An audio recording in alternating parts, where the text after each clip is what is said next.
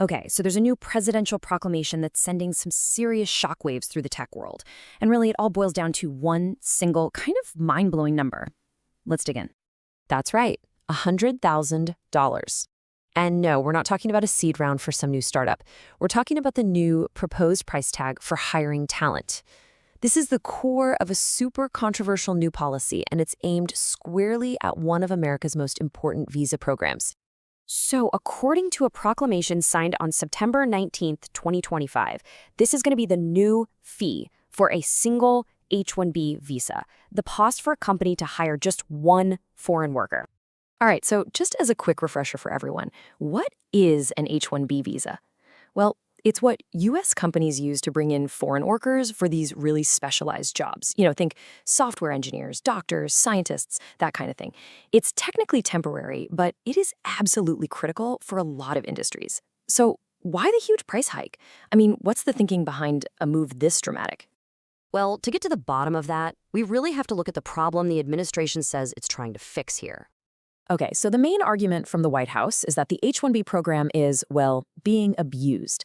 The claim is that instead of being used to supplement the American workforce, filling in the gaps where there's a talent shortage, it's being exploited to straight up replace American workers with, you guessed it, cheaper labor. And they're not just saying this. They're pointing to some pretty specific numbers to back it up. Get this, between 2000 and 2019, the number of foreign STEM workers in the U.S. more than doubled, a 108% jump. Now, compare that to the overall growth in STEM jobs, which was just under 45%. So the administration's argument is, see, the growth in foreign workers is way, way outpacing job creation. To them, that looks a lot more like replacement, not supplementation. The second big piece of their argument, it's all about wages. And it really comes down to this one number, 36%. So what is that? Well, according to a study the White House is citing, that's the so-called discount that some companies are getting when they hire H-1B workers for entry-level tech positions. The claim is that this creates a massive unfair incentive to just hire from overseas, which in turn pushes down wages for American workers across the board.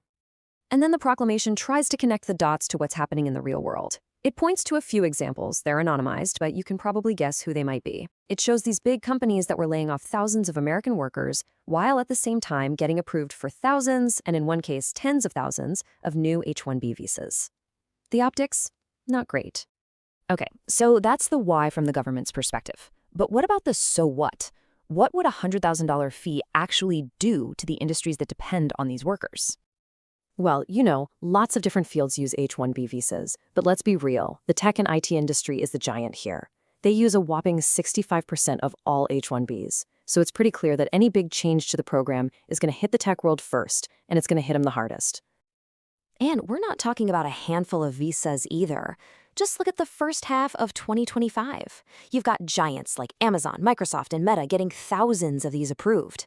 Now do the math. $100,000 a pop? We are talking about hundreds, maybe even billions in new costs for these companies. That's a huge deal. But here's the thing. From the administration's point of view, that massive cost is the whole point. Commerce Secretary Howard Lutnick basically laid it out. He said the fee forces a really simple choice on companies. Either this person you want to hire is so incredibly valuable that paying the $100,000 is worth it, or you're going to go hire an American instead. The idea is to filter it so that only the absolute top people, as he put it, are coming in. Now, as you can probably imagine, this whole idea did not go over quietly.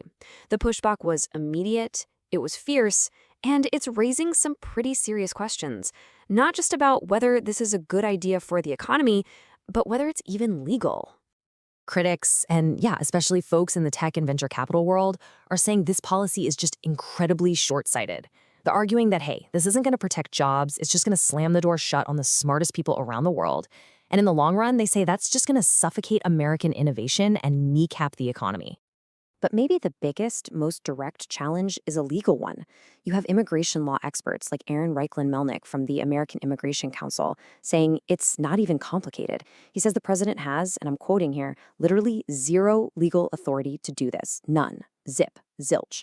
Their point is that Congress has always set visa fees, and those fees are only meant to cover the cost of processing the paperwork, not to act as a penalty or a filter.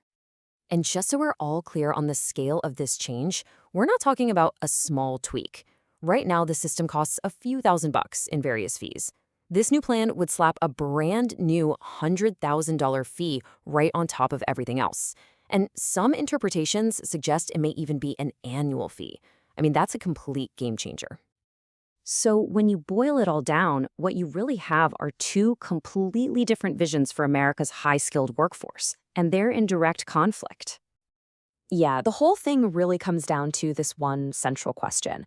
Do you see the H-1B program as a tool that's being abused to undercut American jobs, or is it an absolutely essential pipeline for bringing in the best global talent to fuel innovation and keep the U.S. at the top of its game? So, as this whole thing heads into what are sure to be some major legal and political fights, the big question is still hanging there. Is this new $100,000 fee a necessary move to protect American jobs? Or is it a giant barrier we're putting up that's going to shut out the very talent we need to innovate and grow? How we answer that question is pretty much going to define the future of American tech and innovation for a long, long time.